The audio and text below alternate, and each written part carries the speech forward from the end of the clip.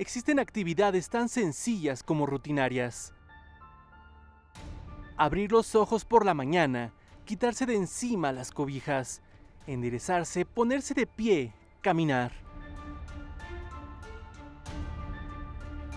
Y en esas acciones existe un elemento infaltable y casi imperceptible aún para el más avesado corredor: el suelo.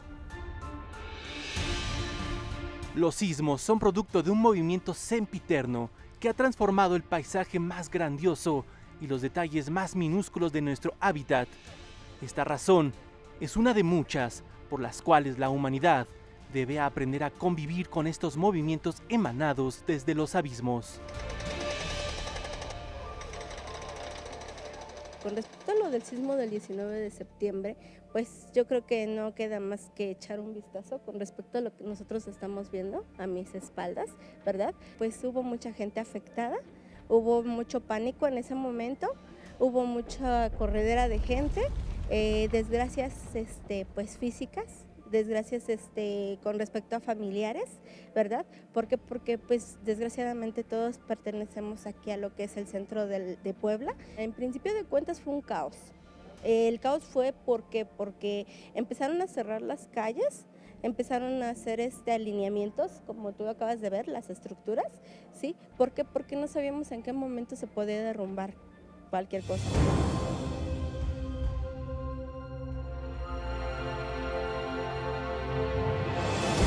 El planeta Tierra está localizado en un sistema solar de la Vía Láctea. Se mantiene en constante movimiento. Su masa continental y oceánica no siempre han correspondido a los mapas actuales. Por miles de años ha sufrido modificaciones. En particular, hace 6 millones de años, en los periodos llamados Triásico Superior y Jurásico Superior, al interior del suelo, grandes fragmentos de roca cambiaron su posición. Deshicieron un enorme continente prehistórico al que se le conoce como Pangea. Por cientos de años ha ocurrido este proceso. Se trata de las placas tectónicas, enormes segmentos de tierra que aún permanecen en actividad. Si se pudiera ver a nuestro país con rayos X, están 5 placas tectónicas que convergen. Su convivencia es tan cercana que en ocasiones chocan de frente o de costado, y esa colisión da como resultado los temblores. Nuestro planeta está conformado por placas tectónicas. Estas han estado en movimiento desde sus orígenes y en algún momento su conformación y su posición formó este gran continente de Pangea. Han estado en movimiento desde entonces y continúan en movimiento y nos han llevado a esta nueva configuración de continentes y de contactos entre placas. Las placas no son perennes, se destruyen. Como hace un momento mencioné, estaba Guadalupe y Magdalena en la zona noroeste del país, hoy en día no existe, ¿no? En aquellos entonces se formaron también Cocos y Rivera, y en algún momento en nuestra historia, muchos millones de años más adelante, ni Rivera ni Cocos existirán, ¿no? Entonces hay toda una reconfiguración de nuestro planeta en términos de las placas tectónicas y por lo tanto de los continentes. Los sismos en teoría son sencillos de explicar. Son un rompimiento al interior del planeta. Liberan energía en forma de ondas sísmicas, provocando movimientos en la superficie. Pero sus consecuencias no se asimilan tan fácilmente. Los primeros días después de una sacudida, como los vividos el 7 y 19 de septiembre de 2017, para miles de mexicanos, no son nada amables. Y conforme avanza el tiempo, las hostilidades se convierten en el pan, un pan amargo de cada día. Así como en el campo, tanto en la gran urbe.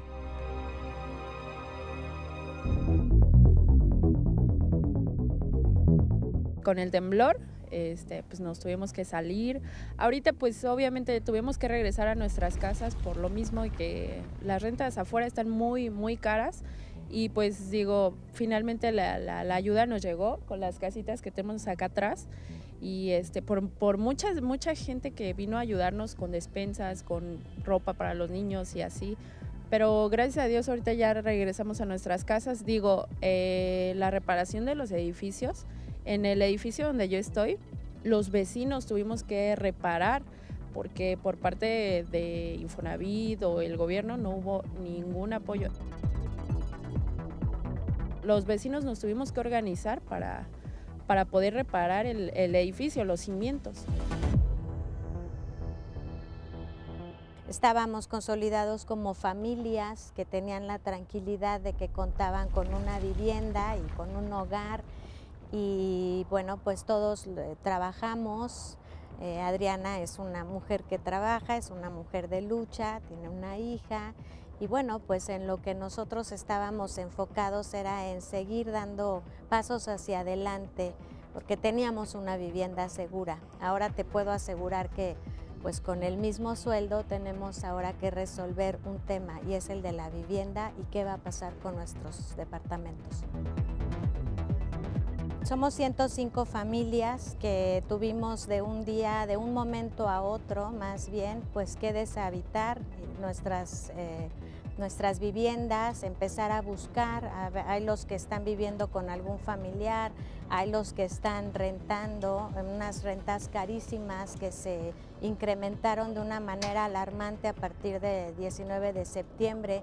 Hay los que tuvieron que cambiar totalmente su ubicación y unos hasta irse a la provincia porque las rentas son carísimas. Todos seguimos en esta misma angustia porque aunque pase el tiempo y aunque podamos resolver de manera inmediata y cubrir nuestras necesidades, pues la más importante que es nuestra vivienda no la tenemos. Antes del sismo había una tranquilidad porque los campesinos, por lo regular son puros campesinos, llegaban a trabajar sus tierras y que tenían una fuente de ingreso de 50 a 100 pesos máximo diarios de 6 a 6 de la tarde y pues con eso medio se satisfacían sus necesidades.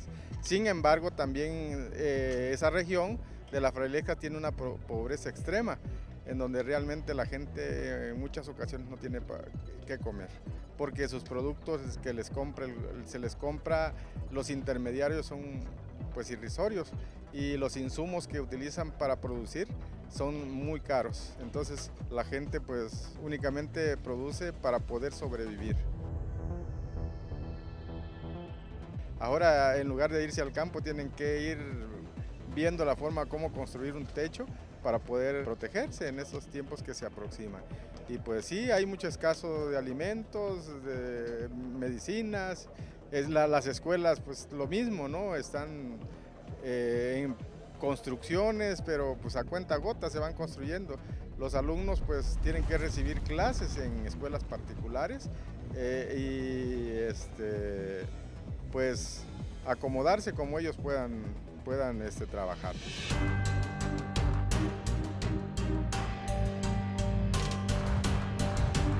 Otro componente se anexa. México está posicionado en un sitio muy sensible. Su masa está dentro del denominado cinturón de fuego, formado como consecuencia del movimiento de las placas tectónicas hace millones de años. Recorre Oceanía, Asia, Alaska, así como todo el continente americano en una zona de alrededor de 40.000 kilómetros. Como consecuencia, la actividad sísmica y volcánica es alta. Por ejemplo, ello se refleja en la conformación de un complejo sistema montañoso a lo largo y ancho de la República. Al norte, la península de Baja California, donde la sierra lleva el mismo nombre. Al oeste, la Sierra Madre Occidental. Al este, la Sierra Madre Oriental. Al sur, la Sierra Madre del Sur. Y en el centro, la Sierra Volcánica Transversal. Por lo tanto, debajo de la superficie se hallan las denominadas zonas sísmicas.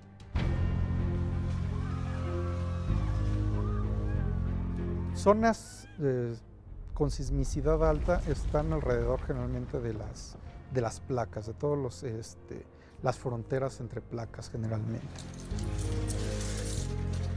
Tenemos dos grandes zonas sísmicas. La primera es la costa del Pacífico, desde Jalisco hasta Chiapas, en donde pues, se generan los temblores más grandes que ocurren en México, y muy frecuentes. Es una zona de mucha actividad sísmica, ¿no?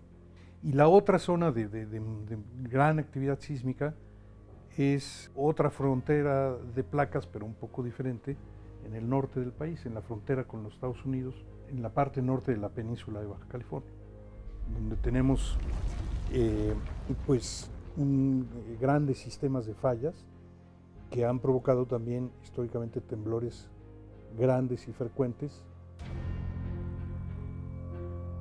En aquellas áreas donde convergen dos placas suelen existir las denominadas fallas geológicas, y justo ahí se originan la mayoría de los movimientos telúricos. Una falla geológica es una zona de las placas o de la corteza de la Tierra que es susceptible de romperse y moverse y por tanto generar un temblor. O sea, un temblor es la liberación súbita, repentina de energía que se origina por la ruptura de porciones de la corteza de la Tierra o las placas. Y esas rupturas, donde ocurren esas rupturas, las llamamos fallas. La Tierra está viva. Sus latidos se perciben y se muestran tangibles en los desplazamientos al interior. Tanta es la vivacidad que se manifiesta en majestuosos espacios como el Mar de Cortés, separación entre dos tierras, antes unidas y en el futuro tan separadas quizás como la isla de Baja California. Hace poco más de 12 millones de años se encontraba una placa también subduciendo en esa zona, eran las placas de Guadalupe y Magdalena, y dejó de haber esa subducción y el Golfo empezó a abrirse, ¿no? Empezó a abrirse en una zona más débil y como producto del movimiento de las placas y como producto de esta interrupción en la subducción de las placas de Magdalena y Guadalupe. Y desde entonces, desde hace 12 millones de años, el Golfo se ha ido formando y la península de Baja California se ha ido separando del continente y abriendo el Mar de Cortés, ¿no?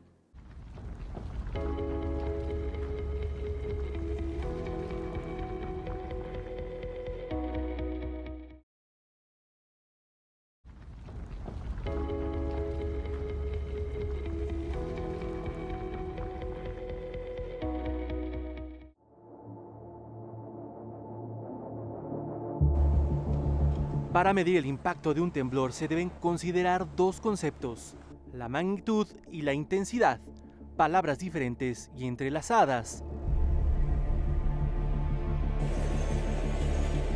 La magnitud es usada por los expertos como una medida para conocer cuánta energía liberó un choque. Se usan valores numéricos del 0 al 10 para saber el alcance, y esto se registra en aparatos llamados sismógrafos. Antes evocados en la mente como aquellos tambores que giraban sobre su propio eje y que ahora funcionan en formato digital. Por otro lado, la intensidad es aquella que se ve evidenciada en las afectaciones causadas al ser humano y su entorno. Un concepto muy importante que hay que lograr algún día que la gente entienda es que la magnitud de un terremoto y la intensidad de un terremoto son dos conceptos completamente diferentes, no tienen estrictamente nada que ver.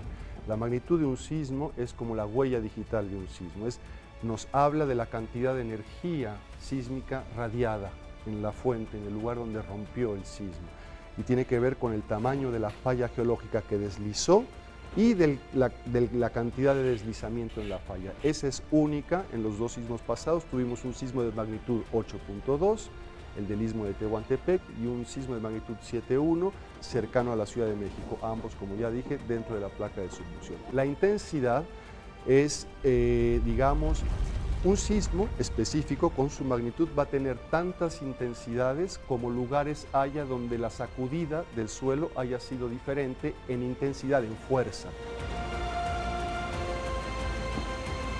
Un foco común y corriente tiene un wattaje, ¿no? Uno lo compra de 50 watts, de 100 watts. Esa, vamos a hacer la analogía, es la magnitud del sismo, la magnitud del foco. Si uno ve el foco de cerca, la luz con la que recibimos es muy intensa, ¿sí? Si nos alejamos del foco, ¿no? Esa luz va a ser cada vez menos intensa.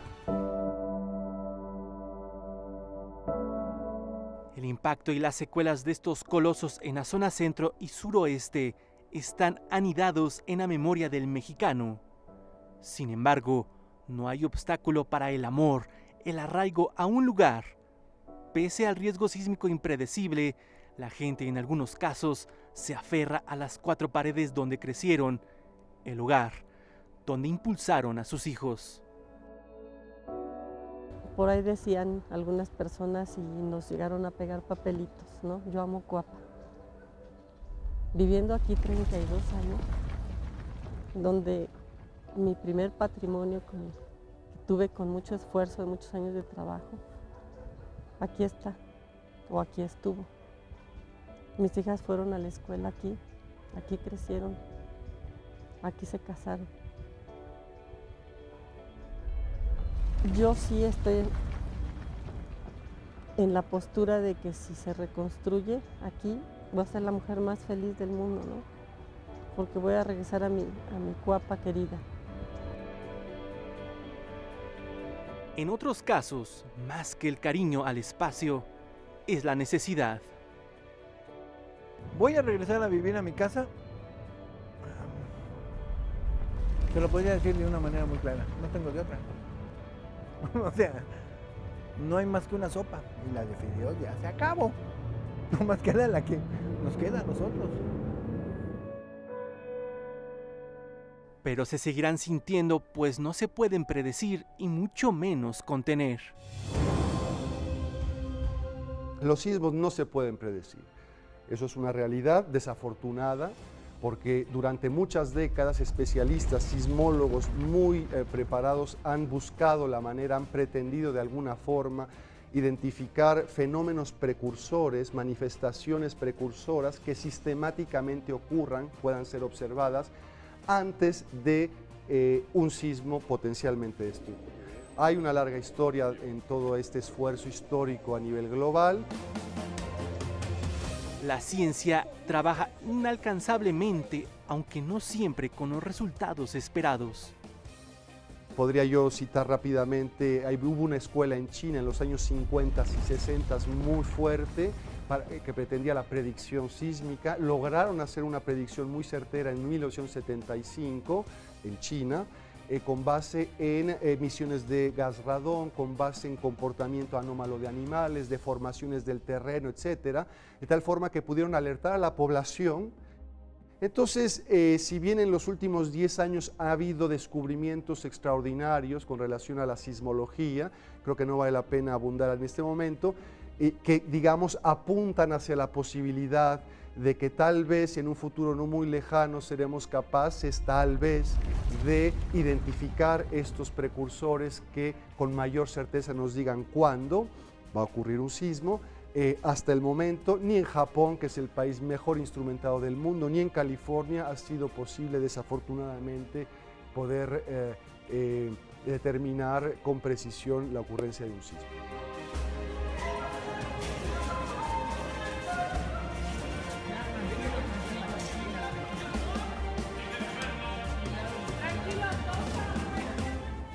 La única forma de mitigar los desastres es a través de la cultura de la prevención, afirman los expertos. Uno de los eslabones fundamentales, diría yo, el primigenio, el primero de todos, es en el que podemos intervenir y aportar mucho los sismólogos, que es específicamente poder cuantificar la amenaza natural, en este caso la amenaza de los terremotos. Después hay toda digamos, un esfuerzo institucional por sensibilizar a la población, por educar a la población, por establecer protocolos de acción que no solo incumben el momento de la sacudida, sino previos a esta y posteriores, de tal forma que cuando ocurran las futuras sacudidas que habrá en nuestro país y en la Ciudad de México, sepamos todos qué hacer exactamente. El trabajo no solo debe hacerse desde las escuelas y centros de investigación, comienza por cada ciudadano.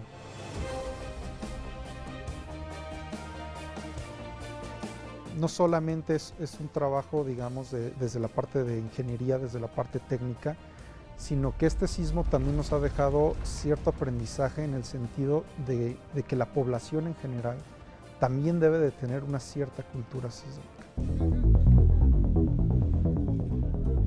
Y el siguiente paso en el camino, además de saber qué es un sismo, es la prevención.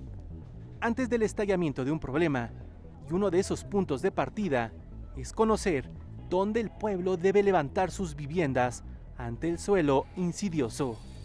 Lamentablemente yo te puedo asegurar que cuando se adquirió este departamento hace 12 años, pues lo que menos considerabas es que pudiera haber un daño de esos. De hecho, estos edificios resistieron perfectamente el sismo del 85 y para mí pues eso me garantizaba que las torres estaban muy bien. Las fallas que se están viendo al momento pues ya es una vez que ves los muros que la varilla no llegaba hasta el techo o ves que no estaban tan afianzados los ladrillos como debían haber estado. Platíqueme, ¿dónde le agarró el temblor? Aquí abajo, en la calle.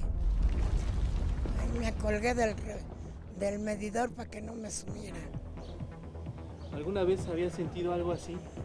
Pues no, lo había sentido, pero no tan feo como ahora. Todas las casas tronaban, yo no sabía para dónde ganar. Y ya cuando quise caminar ya ni podía.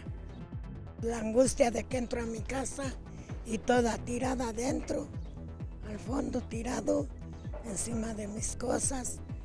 Voy a mi recámara y con una abiertota así, pero perdí hasta la razón en ese momento. Todavía pensaba yo que allí me iba a quedar a dormir. Y trastornada estoy desde ese día hasta ahorita.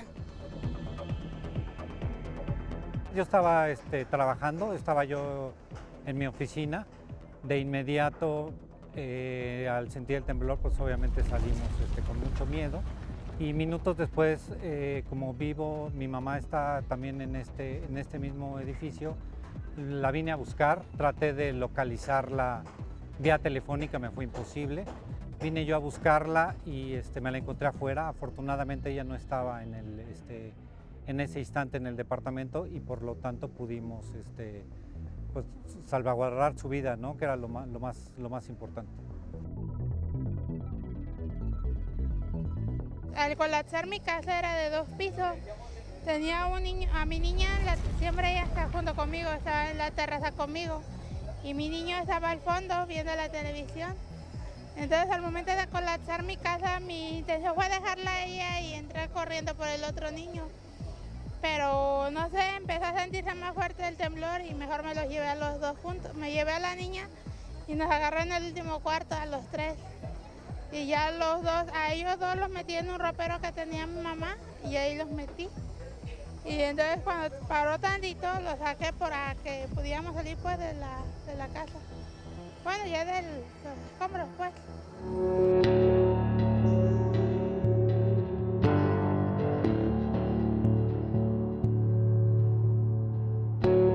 Allá no tenemos nada más que la organización y estar atentos, estar al pendiente de nuestros hijos, de nuestros hermanos, de nuestros compañeros para ver que con estas réplicas, que para el gobierno son réplicas, que nosotros, les decía, el 7 de septiembre con el terremoto de 8.2 grados Richter, posteriormente el 23 vuelve a temblar otra vez en nuestro municipio, para el gobierno no fue terremoto, sino solamente fue una réplica que terminó por derribar las pocas casas que estaban.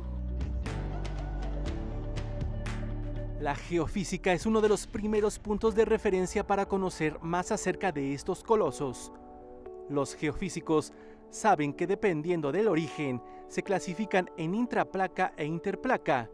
También se subdividen por su tipo de ruptura. Cada dígito en la escala significa 32 veces más energía que el número anterior, como si bombas atómicas explotaran debajo de los pies. Su génesis va más allá de la Pangea y son las placas tectónicas con su movimiento y los choques los que los provocan. El planeta está en constante movimiento. ¿Qué necesita una casa o un edificio para sostenerse en pie? ¿Qué hace la ingeniería para salvaguardar vidas? ¿Qué hemos hecho mal para encontrar una construcción hecha a pedazos? Esto y más en nuestra siguiente entrega.